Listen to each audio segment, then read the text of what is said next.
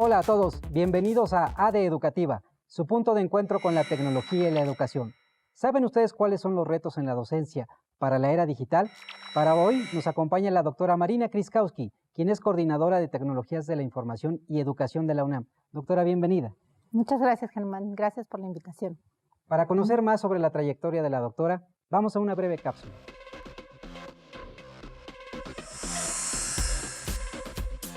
Marina Kryskowski-Laksage es licenciada en Pedagogía por la Facultad de Filosofía y Letras de la UNAM. Cursó la maestría en Ciencias con especialidad en Investigación Educativa en el área psicolingüística en el Departamento de Investigaciones Educativas del CINVESTAF. Es doctora en Ciencias con especialidad en Investigación Educativa en el área psicolingüística en el Departamento de Investigaciones Educativas del CINVESTAF. Ha trabajado en diversos proyectos de alfabetización digital, investigación y desarrollo de materiales didácticos para la enseñanza de la lengua y de las matemáticas, así como en la formación de docentes en educación básica. Se desempeñó como jefa del Departamento de Formación en TICs de la UNAM. Actualmente está a cargo de la Coordinación de Tecnologías para la Educación Habitat Puma DGTIC UNAM, en donde se dedica al desarrollo de materiales, investigación y formación de docentes en el uso de la tecnología como herramientas de apoyo a la enseñanza para los niveles medio superior y superior. Como ven, la doctora es experta en el tema educación y tecnología. Doctora, para iniciar esta charla, cuéntenos un poquito qué es lo que hace la Coordinación de Tecnologías de la Información de la UNAM.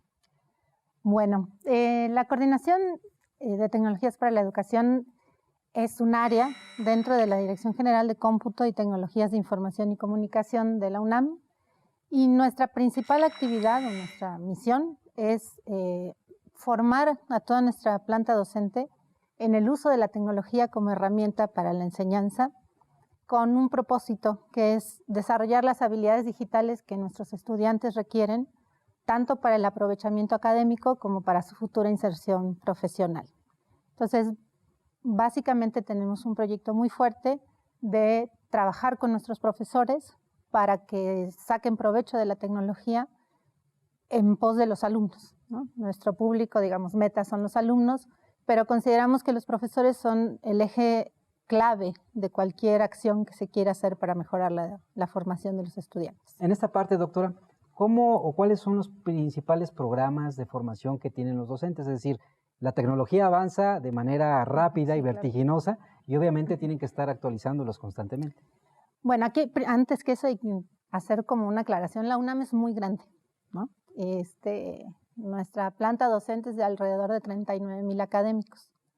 Entonces, una sola dependencia no puede abarcar la formación integral de los profesores.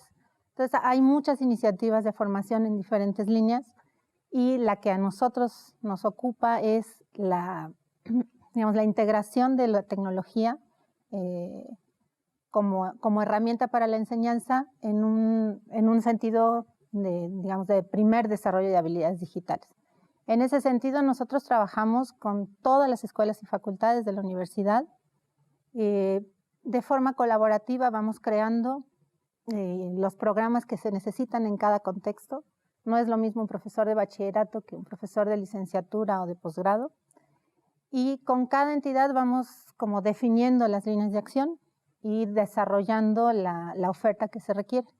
Trabajamos básicamente diseñando talleres, diplomados, microtalleres, que son cosas muy cortitas, y digamos lo hacemos en colaboración con las dependencias y siempre en un formato semipresencial, porque nosotros consideramos que con la tecnología en particular, la única manera de desarrollar habilidades digitales es usarlas, ¿no? y lanzarse, digamos. Hacemos siempre una como analogía con lanzarse al agua y aprender a nadar. Entonces, en ese sentido, pues el formato semipresencial hace que nuestros profesores se vayan acercando acompañados, pero también viviendo una experiencia en línea. Y esa experiencia en línea los obliga a desarrollar habilidades, del mismo modo que si yo me aviento al agua, pues voy a tener que hacer algo, ¿no? Para poder hacer cosas ahí en ese entorno. Originalmente esta coordinación se llamaba Hábitat Puma, por esa analogía entre cuando el hábitat en el que estás te impone ciertas restricciones o ciertos desafíos, pues desarrollas habilidades para adaptarte al entorno. Y nosotros consideramos que si la tecnología empieza a formar parte del entorno de aprendizaje, pues todos vamos a tener que desarrollar las habilidades digitales necesarias. Y en ese sentido hablamos de la inclusión digital en primer término, ¿no?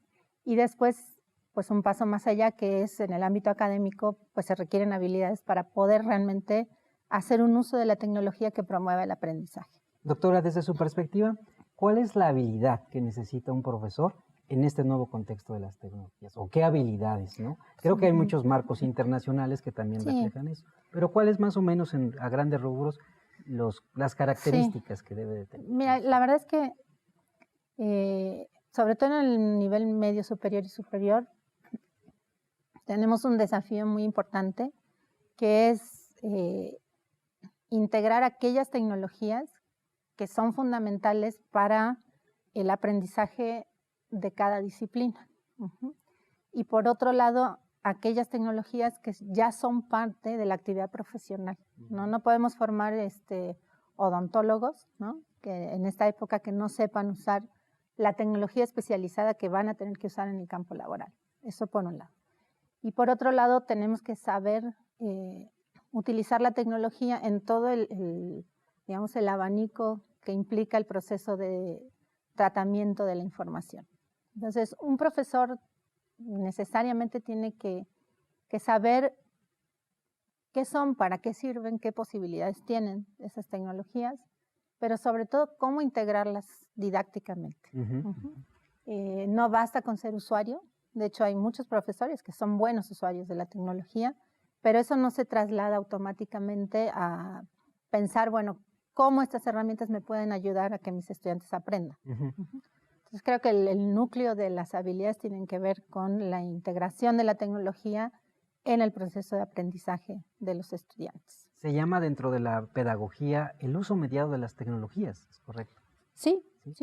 Y bueno, para ser más específico, digamos, es un uso didáctico, porque cada disciplina tiene sus propias condiciones didácticas. Hay cosas generales, por supuesto, que se comparten, pero no es lo mismo aprender matemáticas que aprender historia, ¿no? Y el tipo de herramientas que se involucran son distintas. Entonces, en ese sentido, un profesor a lo mejor no tiene por qué ser experto, ¿no? Muchas veces les decimos, realmente con que conozca las posibilidades de la tecnología, las cosas más instrumentales, técnicas, seguro los estudiantes se las van a resolver. Pero lo que los estudiantes no saben es aquello que nosotros como docentes podemos enseñarles, por ejemplo, que es el tratamiento crítico de la información. La capacidad de discernir en este mundo digital repleto de información, cuál es aquella información que yo puedo usar para aprender.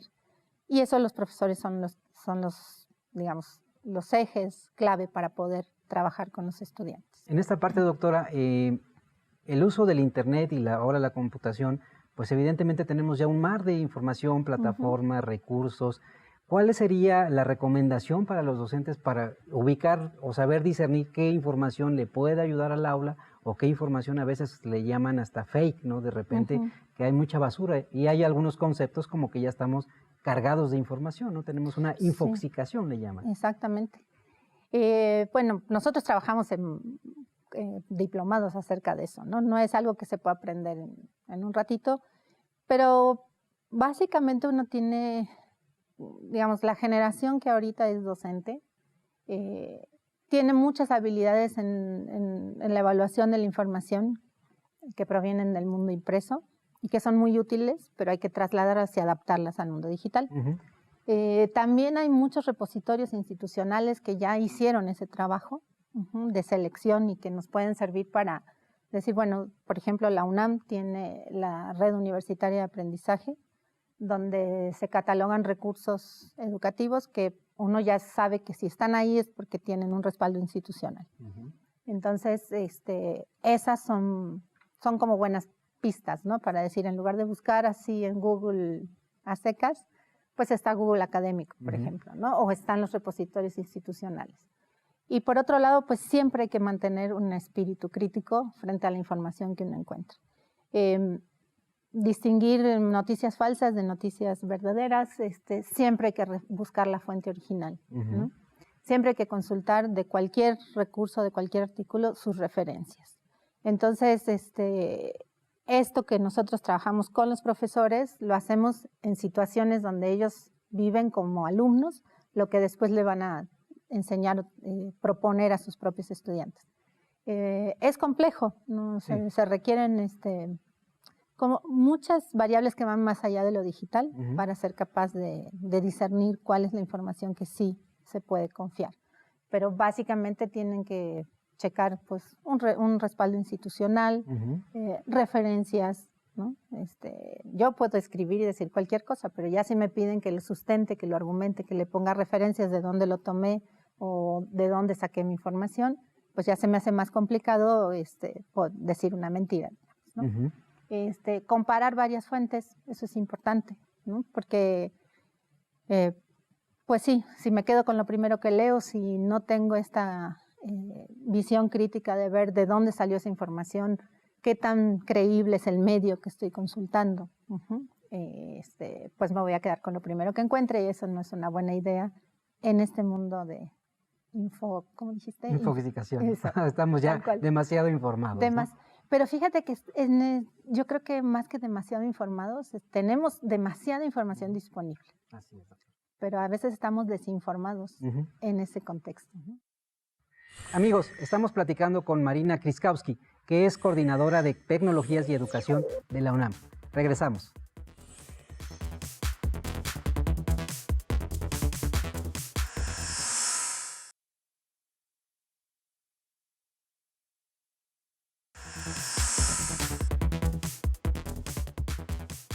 Estamos de vuelta en AD Educativa. Recuerden que estamos platicando con Marina Kryskowski, que es coordinadora para las tecnologías de la educación en la UNAM. Doctora, hemos platicado sobre los retos que tienen los docentes en esta era digital, pero ahora los alumnos, que es la otra parte, que además en estas brechas, como vemos, generacionales, millennials, los centennials y ahora la nueva generación alfa, que son las nuevas formas de cómo ellos consumen la educación, ¿qué es lo que hace la UNAM en este tema para poder también mediar y apoyarlos en que hagan un uso correcto de la tecnología? Sí, bueno, te decía que nuestra misión es desarrollar habilidades digitales en los estudiantes, pero a través de los profesores, ¿no? Porque, bueno, también porque tenemos 350,000 estudiantes, ¿no? Sí, es un poco complicado. Pero una de las cosas que hacemos ya hace 8 años es diseñamos un instrumento de diagnóstico que se llama ticómetro, como si fuera un termómetro, pero de tecnologías, de TIC. Y con ese instrumento diagnóstico nosotros evaluamos cómo llegan los chicos a nuestro bachillerato, fundamentalmente, alrededor del acceso y el uso que hacen de la tecnología. O sea, qué nivel de acceso tienen y qué saben usar. Hicimos el instrumento a partir de revisar estándares internacionales, lineamientos nacionales y revisando pues qué cosas podrían haber abordado en la educación previa, en la educación básica. También internacionalmente, qué se espera de un chico de entre 14 y 15 años alrededor de la tecnología. Y bueno, a través de ese diagnóstico lo que hemos constatado es que sí tienen muy buen manejo instrumental de la tecnología, pero digamos como el tema donde más dificultades observamos es en el procesamiento de la información. Es decir, todo aquello que tiene que ver con no solo consumirla, sino procesarla, transformarla. Y ya no nos metimos con la creación de contenidos, que sería como el estadio más interesante, ¿no? Pero a nivel de procesamiento de información tienen serias dificultades, lo que nos habla de, bueno, sí serán nuestras generaciones millennials, etcétera, la Z de zombie que también se les pone, pero si bien para ellos es natural, obviamente nacieron en un mundo con tecnología, ¿no? Entonces la dan por hecha. Pero eso no significa que sepan utilizarla y menos para el aprendizaje, ¿no? Entonces, bueno, este diagnóstico nos ha servido mucho, primero para desmitificar este asunto de los chicos traen el chip integrado, son nativos digitales y entonces Lo que hay que hacer es ponerles un chip educativo. Exacto, pero porque eso le asusta mucho a los profes, ¿no? Dicen, es que no, ellos saben mucho más que nosotros y yo qué voy a hacer con tecnologías y sí, saben, en muchas cosas se les hace natural, entonces le das cualquier tipo de dispositivo y lo exploran, ¿no? Y a un profesor mayor le das un dispositivo y le da miedo, ¿no? Para sacarlo de la caja. Pero esa naturalidad con que enfrentan el uso de estos dispositivos no es automáticamente un uso profundo, un uso, sobre todo esto, un uso crítico de la información, un uso de procesamiento de la información para saber qué hacer con ella, ¿no? Entonces, este diagnóstico es muy, muy útil y nos ayuda a orientar la formación de profesores. Por otro lado, para los estudiantes, la UNAM tiene en distintas dependencias desarrollo de muchos recursos que están en la red universitaria de aprendizaje, que están disponibles. Los chicos, por su propio pie, no van a entrar, ¿no? Es una tarea del docente de decirle, bueno, a ver, si vamos a usar recursos, los vamos a buscar en un lugar, como te decía, en un repositorio institucional, pero a esa red universitaria contribuye toda la UNAM, ¿no? No es algo que haga solamente la DGTIC. Y bueno, hay distintas iniciativas respecto de los estudiantes y también tiene mucho que ver, pues, la capacidad que tiene la UNAM, que no es realmente mucha, de dotar de la infraestructura que se necesita. Y como decías, ¿no? La tecnología avanza muy rápido y hay que estar cambiando y hay que estar actualizando. Entonces, pues bueno, se hace un esfuerzo muy grande por tener disponible la tecnología para el aprendizaje. Doctora, en esta parte, la tecnología en México y el uso mediado de las tecnologías o programas de formación, que evidentemente la UNAM y otras universidades en México pues han desarrollado programas muy exitosos o de amplias coberturas, pero si nos vamos un poco a la historia y platicamos a lo mejor de algunos otros programas que han sido parte de incorporar el uso de las tecnologías como Enciclomedia, Habilidades Digitales, Aprende, ¿ustedes cómo percibieron estas políticas, sobre todo desde básica? Porque evidentemente cuando llegan a media superior y a superior, pues hay un rezago o hay mucha información o hay que trabajar muy específicamente algo. Mira, yo creo que me hiciste una pregunta difícil, porque yo lo que percibo principalmente es como se han hecho muchísimos esfuerzos en la educación básica, pero tenemos un problema de discontinuidad, ¿no? De que se hace un esfuerzo, se detiene, se hace otro esfuerzo y se detiene. Y eso en cualquier ámbito de la educación pues es contraproducente porque genera más problemas que soluciones, ¿no? Sin embargo, yo te podría decir que a estas alturas, para muchos maestros de educación básica de nuestro país, en nuestras escuelas públicas, ya la tecnología no es un tema de miedo, ¿no? No es el mismo tema de hace, no sé, 30 años que decían, nos quieren reemplazar por computadoras. Yo creo que por robots, ¿no? Bueno, ahora vienen otra vez los robots y otra vez se desata la misma discusión, pero yo creo que en términos de nuestros docentes ya saben que no los va a reemplazar la tecnología, que es algo que hay que de alguna manera integrar, ¿no? Nosotros en esta coordinación empezamos hace 10 años y en estos 10 años ese cambio yo lo he visto en la propia universidad, ¿no? Ya no hay nadie que te diga, no, eso no sirve para nada. El tema, bueno, es que es un tema muy profundo de cómo hacemos para que la tecnología sea una herramienta que realmente provoque aprendizaje y no genere dificultades, ¿no? porque es una tecnología compleja. Entonces, tú no puedes llegar a una escuela, poner unas computadoras e irte, porque pues, en poquito tiempo se va a dejar de funcionar. Al primer obstáculo se va a dejar de usar. Entonces, si no está hecho todo un acompañamiento técnico y un acompañamiento pedagógico realmente de largo plazo, es bien difícil que estas tecnologías penetren en la escuela.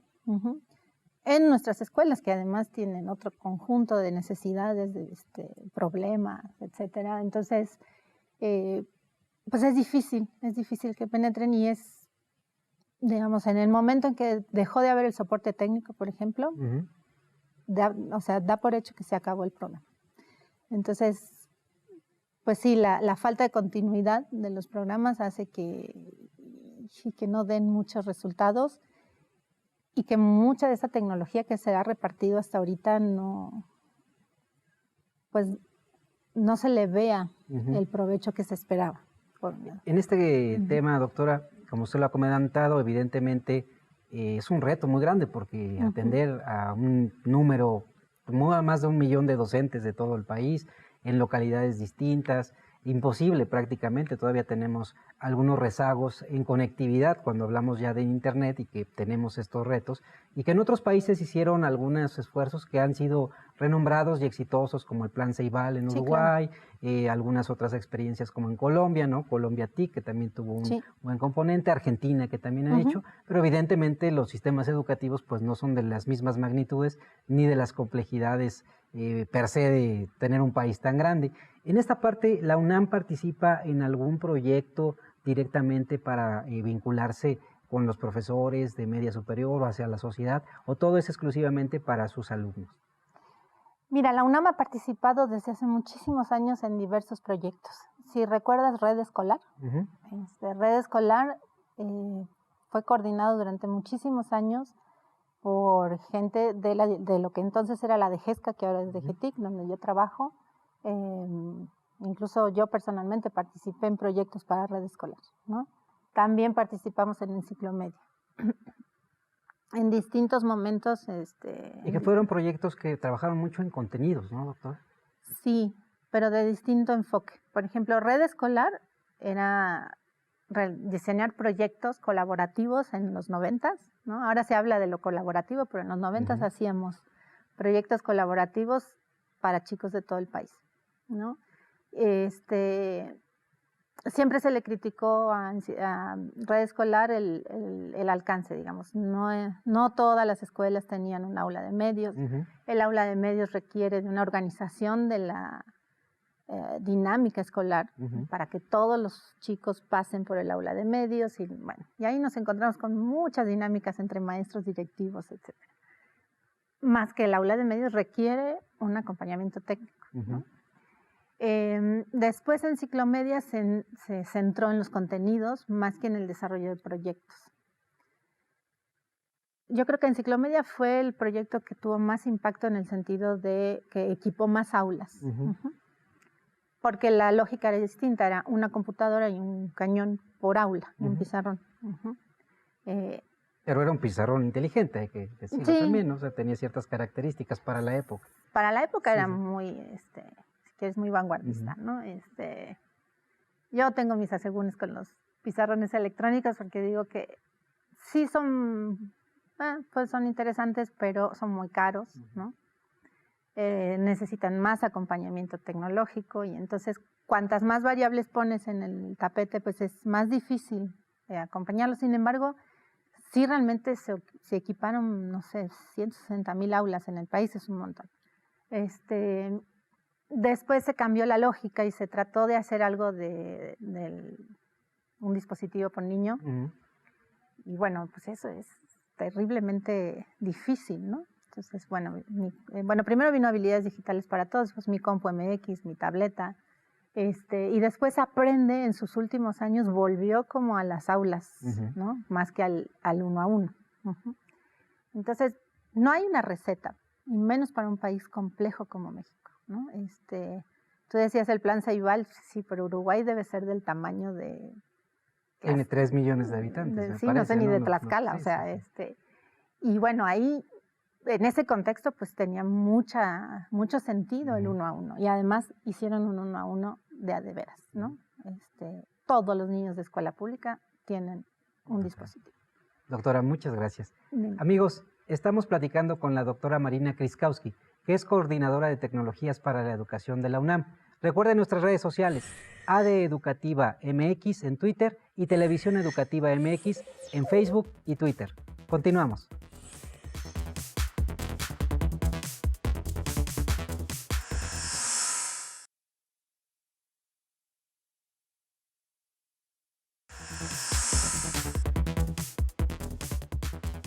Estamos de vuelta en AD Educativa, su punto de encuentro con la tecnología y la educación. Recuerden que estamos platicando con Marina Kryskowski, que es coordinadora de tecnologías para la educación de la UNAM. Doctora, nos has dado ya una plática de lo que hace la UNAM en el tema de habilidades para los docentes y también para los chicos, y hemos platicado también sobre los retos que ha habido en políticas públicas por tu amplia experiencia que has tenido. Ahora, hemos transitado entre la infraestructura, los contenidos y los modelos pedagógicos, ¿no? Se habla de educación 1.0, 2, 3, estamos en 1.4, y además hablamos también de la cuarta revolución industrial, que lleva consigo también otros componentes donde ya una vuelta hacia lo digital es inminente, ya estamos prácticamente 100%. ¿Cuál es tu perspectiva de todas estas experiencias que tienes, primero por haber trabajado con proyectos de política pública para todo el país y ahora que estás desde esta parte en la UNAM? ¿Cómo han visto este cambio, pues prácticamente de toda la tecnología? Bueno, mira, creo que bueno, los cambios son evidentes y no hay más que pues reconocerlos, ¿no? No podemos estar ni a favor ni en contra. Sí creo que la tecnología ya es parte de todas de muchas de nuestras interacciones sociales, ¿no? Y entonces, pues ya tienen que ser parte de nuestra educación, no hay vuelta atrás, ¿no? El asunto es que creo que hay que ponerle como pisar el freno y empezar a evaluar de verdad qué cosas queremos que se integren a la educación porque son productivas para la educación, para el aprendizaje. Por ejemplo, en cualquier ámbito que tú te encuentres se discute que, bueno, la punta de la tecnología en este momento está en el Big Data, el Internet de las cosas, la analítica, etc. Y yo creo que nuestra función como educadores en cualquier trinchera que estemos es decir, bueno, sí, eso existe, pero ¿de eso qué nos sirve? ¿Qué sí queremos integrar? Porque no todo lo que sirve para la industria tiene por qué servir para la educación, ¿no? Ahorita hablabas de la cuarta revolución industrial, sí, claro que sí, pero no todo lo que la industria requiere es provechoso en la educación. De hecho, en la educación hemos, digamos, sufrido, entre comillas, no sé si te acuerdes, pero bueno, en la industria se impusieron los programas de calidad total y ya fueron a la educación. Los ISOs 9000 y todas esas y lo certificaciones. trataron de poner en la educación y dices, no, la verdad no. La educación no es un producto que se venda como un zapato. Creo que esta reflexión es la que necesitamos hacer antes de dejarnos como invadir por estos requerimientos y sobre todo por el desarrollo veloz de la tecnología. Yo creo que la educación es el ámbito donde sí podemos hacer pausas, ¿no? Se necesitan pausas para aprender, pausas en el sentido de tiempos, de procesos, y no de la velocidad de la fragmentación propia de la tecnología. Entonces, sí hay cambios que son innegables, la industria está revolucionada, los puestos de trabajo van a cambiar, no sabemos cuáles van a ser, pero eso no necesariamente hay que trasladarlo al ámbito de la educación. Y me refiero, por ejemplo, el Internet de las cosas, pues es un desarrollo tecnológico que le conviene a las empresas, ¿no? Pero tenemos que pensar, ¿para qué queremos estar conectados con todos nuestros aparatitos? O bueno, el marketing se basa en nuestras huellas digitales, ¿no? Cada vez que das clic en algo, dejas una huella que Google sobre todo la aprovecha para después presentarte productos, publicidad, etc. eso es trasladable a la educación. Hay gente que dice que sí, que está fascinada, ¿no? Porque le podrías entregar al alumno en el momento preciso el contenido. Pero eso es pensar que la educación es un producto y que yo lo único que tengo que hacer es entregarte un contenido. Y para mí el aprendizaje es resolver un reto frente al cual yo me transformo porque lo tengo que resolver y no tengo todas las herramientas para hacerlo.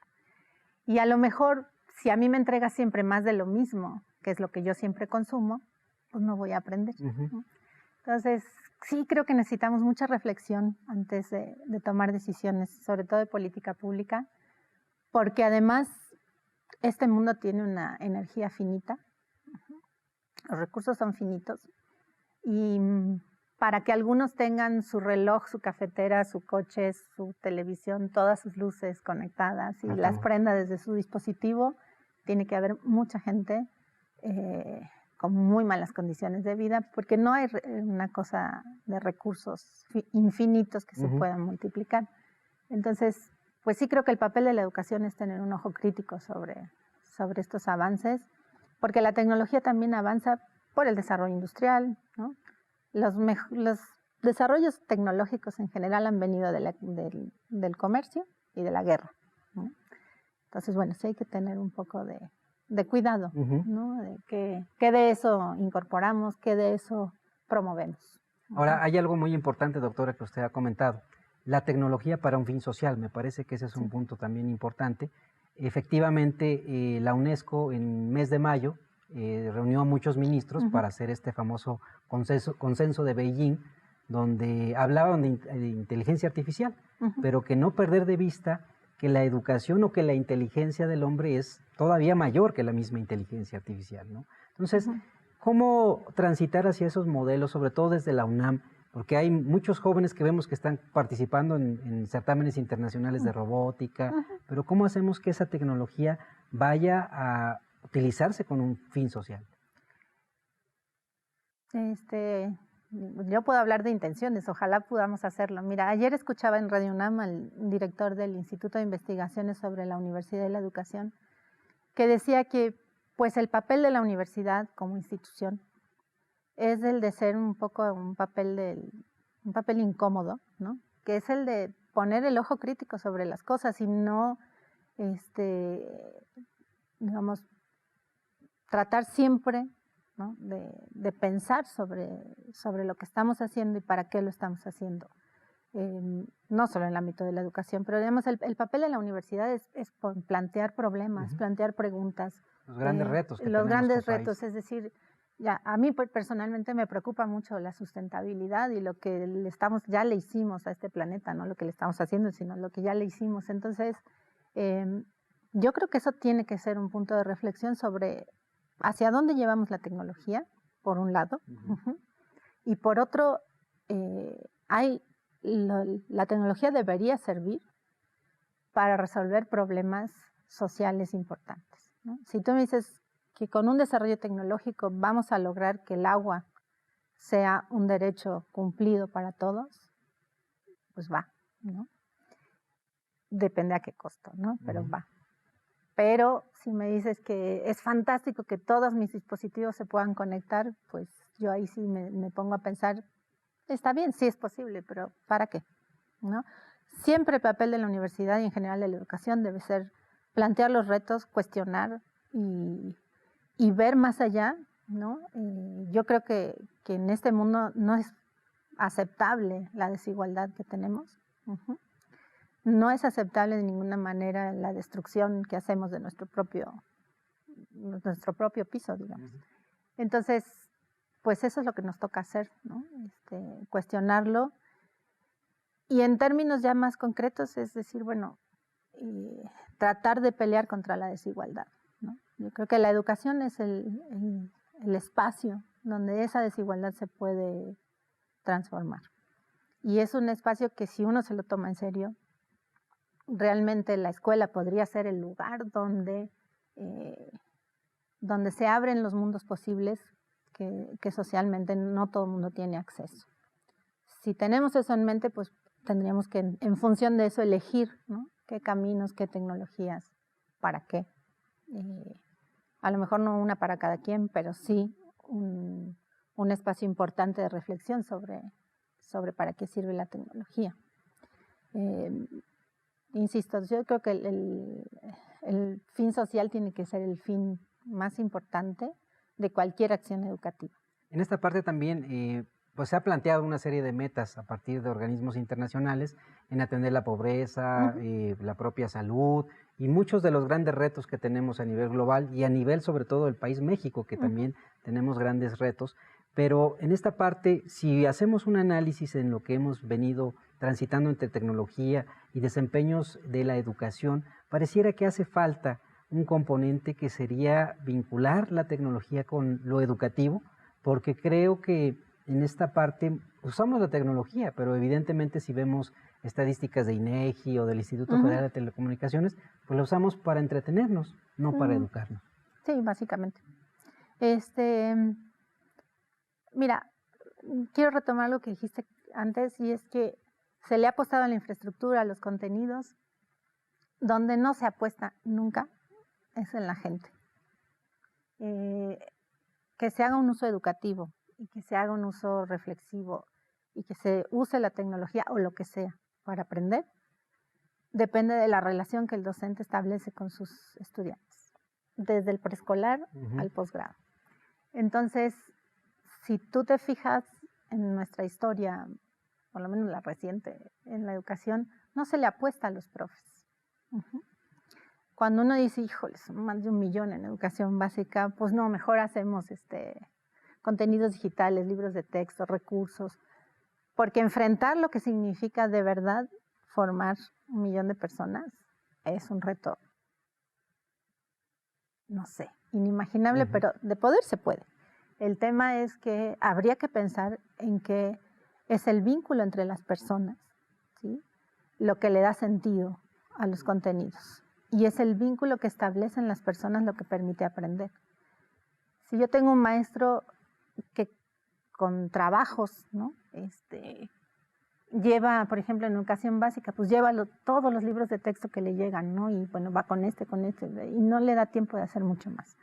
En cambio, si tengo una comunidad de maestros que se organiza, que generan entre todos un proyecto para su escuela, porque su escuela tiene determinadas características, se genera otro ambiente y los niños viven otra escuela. Lo mismo pasa en la universidad, ¿no? O sea, no importa la edad, el tema es que el aprendizaje es una cuestión sí individual, porque finalmente soy yo la que tengo que aprender, pero es una cuestión que se da en una relación entre alumnos, con el maestro o la maestra y con el contenido. Y en el contenido puede haber tecnología o puede haber muchas tecnologías, no solo digitales, ¿no? Sí, claro. Si usamos piedritas también es tecnología. Y no se le apuesta a eso. Yo creo que es una deuda enorme, ¿no? Les hemos echado sobre todo a nuestros maestros de educación básica, reforma tras reforma. Ahora viene este nuevo plan, ahora vienen estos nuevos libros y se los damos con 1 semana de anticipación. Entonces hay que apostarle a la gente. Perfecto, doctor. Muy bien. Amigos, recuerden que estamos platicando con la doctora Marina Kraskowski, que es coordinadora de tecnologías para la educación y la comunicación. Continuamos.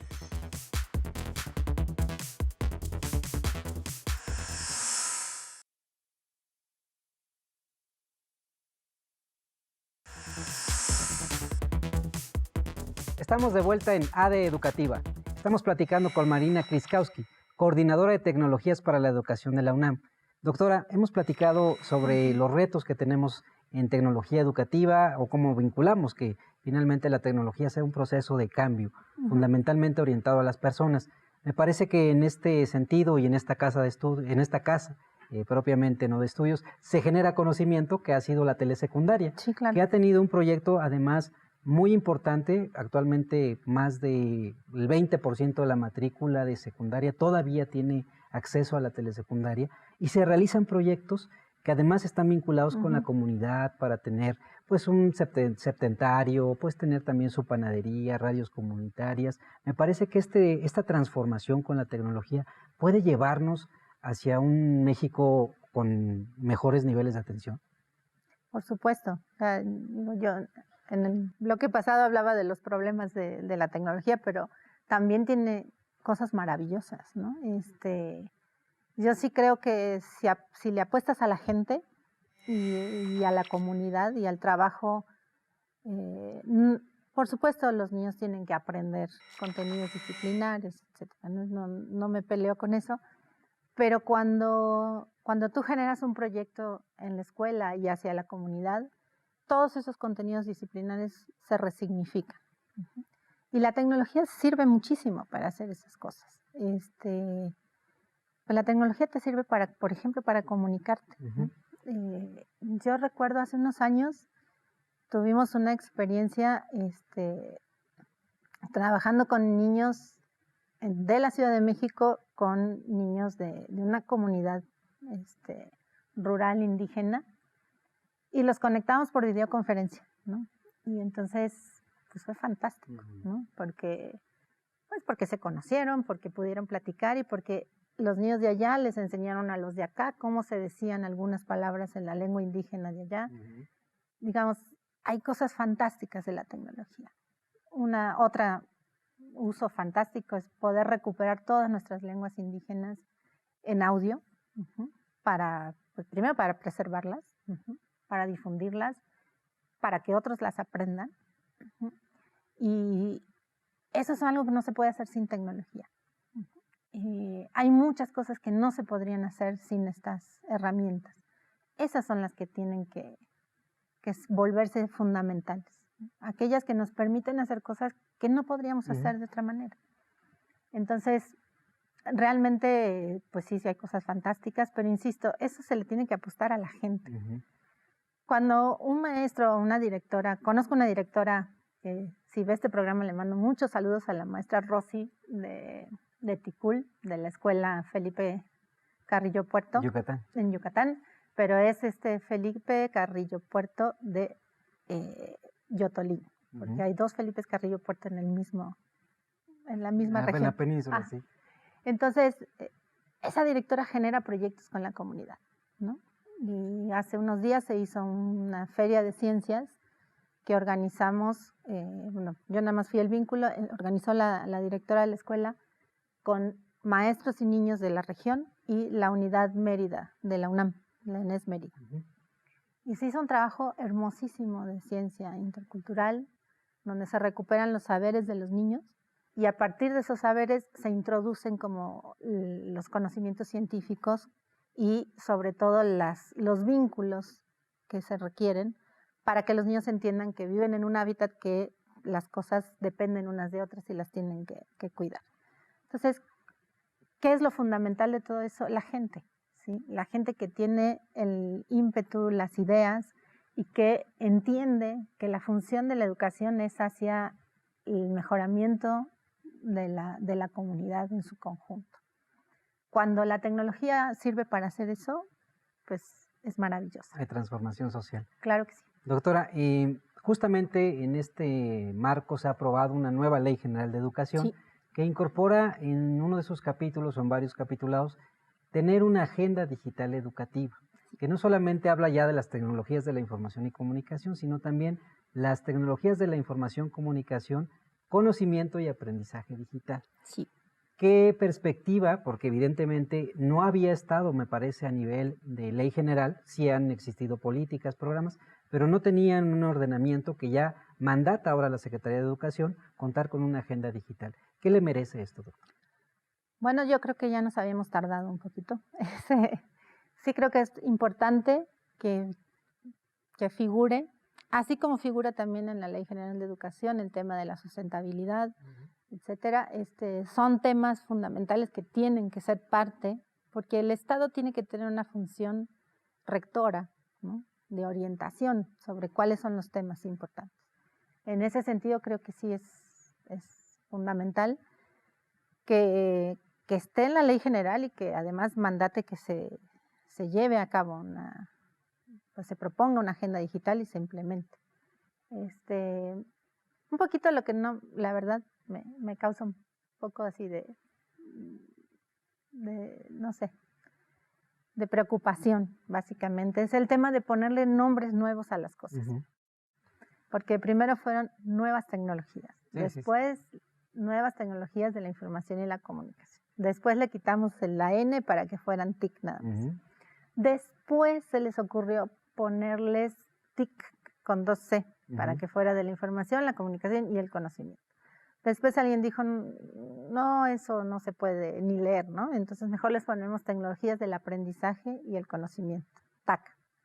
Después llegó alguien más y dijo, no, mejor del aprendizaje y el conocimiento, y el otro paso es las tecnologías del empoderamiento y la participación, TEP. Y ahora apareció estas TICAT. Y te digo que me preocupan porque cuando cada vez le ponemos un nombre distinto a las cosas, que en el fondo son lo mismo, llevamos el nivel de discusión a una superficie, ¿no? Porque nos vamos a pelear si les decimos TICAT o no les decimos TICAT, etcétera. Y sobre todo los maestros dicen, ay, Dios mío, ¿no? Cuando por fin tomé un diplomado de TIC, ahora ya no sé qué voy a hacer porque ahora ya no son TIC, son TAC, ¿no? Y ahora encima son TICAT, o sea, genera de verdad desconcierto. Y yo creo que lo último que necesitamos es generar desconcierto y preocupación cuando en el fondo seguimos hablando de lo mismo, que es la tecnología tiene que intervenir cuando te provoca o te ofrece un plus, algo que no podrías hacer sin ella. Y eso se viene diciendo desde los 90. Y realmente provoca aprendizaje cuando juega ese papel. Entonces, sí me preocupó cuando lo leí en la ley y dije, bueno, ojalá tengamos la claridad de poder transmitirle a todos los profes que no es nada nuevo en el sentido de si tú ya hiciste alguna integración de tecnología, pues habrá que seguir trabajando, ¿no? Pero no te preocupes, o sea, ahora le pusieron otro nombre, pero más o menos está en el mismo sentido de apostémosle a la gente, es la gente la que hace con tecnología. Las tecnologías solas ni provocan aprendizaje ni pasa nada. Entonces, nada, ese es un tema importante porque sí, a veces confundimos a los maestros con tantos conceptos. Con tantas denominaciones. Pero retomando tu pregunta inicial, pues yo creo que es importantísimo que esté en la ley y que estemos trabajando por una agenda digital educativa. Muy bien, doctora. Otro tema que también ha resultado de mucha importancia para las universidades y para la sociedad en general es el tema de, ahora le llaman bullying, ¿no? O ciberbullying, ¿no? Porque ya no solamente es entre los propios alumnos, sino también hay notas que dicen que también los profesores a veces se sienten hasta buleados porque la misma información me parece que entre los chicos se comparten y hemos tenido a veces también casos muy lamentables de lo que hacen con la tecnología. En este caso, la UNAM o conoce algún proyecto que estén trabajando para mediar esto. Sí. Bueno, primero creo que sí, ese sí es un problema importantísimo. No es nuevo en el sentido de que el acoso ha existido desde que la humanidad creo que existe, pero el problema es que el acoso a través de la tecnología es mucho más, es terrible, porque cuando vives acoso a través de la tecnología, de las redes sociales, es las 24 horas, ¿no? El acoso típico de la escuela, pues bueno, salías de la escuela y por lo menos respirabas, ¿no? Y ahorita sales de la escuela y sigues. Se queda ahí en Facebook o en otras redes sociales, sigue, ¿no? Y sigue, ¿no? Te pueden seguir fastidiando de noche, de día, etcétera. Y es terrible, ¿no? Habla muy mal de nosotros como humanidad, pero pues otra vez, se necesita mucha educación para combatir esto. La UNAM, por supuesto, tiene acciones muy locales, acciones muy generales sobre el acoso en general, no importa si es por tecnología o por donde sea. Y ha habido muchísimas campañas informativas, desde la Dirección General de Comunicación Social, desde divulgación de la ciencia. Nosotros hemos hecho en la DGTIC, en la coordinación, un curso en línea de autoaprendizaje. ¿Eso qué quiere decir? Que no necesitas un profesor, no te inscriben, es abierto completamente. Se llama tumovilseguro.unam.mx. Y ahí se tratan 7 temas que tienen que ver con la tecnología y con el uso ético y seguro de los medios digitales. Y uno de los temas es el ciberbullying, ¿no? También está el sexting, ¿no? Que es otro problema Muy fuerte, que sí. nos afecta desde edades muy tempranas que uno no quisiera pensar que suceden. Pero sí, es un problema importante. Y te digo, sí se han hecho cursos, campañas, pero yo creo que esos son temas que hay que trabajar en el cara a cara, porque una de las cosas que generó la tecnología es que uno desde el anonimato y el detrás de pantalla se anima a hacer cosas muy feas y a decir cosas muy feas que no se anima a decir cara a cara. Entonces ahí sí, yo creo que ese es un tema transversal que deberíamos tocar todos los docentes, independientemente del curso o la clase que te toque dar, porque es un tema de educación de la persona, ¿no? Siempre decimos es la educación integral. Bueno, ¿qué quiere decir integral? Pues que estamos educando personas. Doctora, para finalizar esta interesante charla, ¿alguna recomendación para nuestros docentes que nos ven en televisión educativa de estos nuevos retos, cómo afrontarlos, cómo hacerse frente, cómo echarse al agua, ¿no?, para aprender a nadar? ¿Y dónde podríamos encontrar más sobre lo que hace la UNAM en estos temas? Bueno, a ver, recomendaciones. La primera es no le tengan miedo, ¿no? La segunda es para todos los maestros jóvenes que ya son usuarios, hagan un alto y empiecen a pensar cómo eso puede ayudarlos en su función docente. Ni modo, tienen que reclamar formación especializada en ese tema. Yo creo que es una deuda importante, te lo decía en otro bloque, que le apostemos a la gente, pues le tenemos que apostar a los maestros, ¿no? Entonces, pues sí, tendríamos que tener programas, no sé, hay que inventar otra cosa, que los típicos cursos de inicio de clases, hay que inventar algo para que la transformación sea real. Por supuesto, pues van a integrar tecnología en la medida que la tengan disponible, ¿no? Si no va a ser muy difícil. Y bueno, nosotros en la Coordinación de Tecnologías para la Educación tenemos una página web que es educatic.unam.mx. Ahí tenemos pues todo lo que hacemos nosotros. Pero si quieren saber qué hace la UNAM, existe un proyecto desde 2011 que se llama Toda la UNAM en línea, que tiene el propósito, parece así como muy inalcanzable, de poner toda la UNAM en línea, es decir, que todo lo que produce la UNAM esté disponible para la sociedad, porque efectivamente somos una universidad pública y con recursos públicos trabajamos, entonces pues todo lo que hacemos debería estar ahí. Y ahí hay un apartado de docencia digital donde hay cosas para docentes, no está especializado en el nivel básico, pero pues, hay cosas, está todo lo que se hace de investigación y de difusión de la cultura. Y es www.unamenlinea.mx. Doctora, ha sido un placer tenerla aquí. Muchísimas gracias por la invitación. Gracias a usted. Amigos, hemos llegado al final de AD Educativa. Recuerden mandarnos sus comentarios a TV Educativa MX en Twitter y Televisión Educativa MX en Facebook. Hasta la próxima.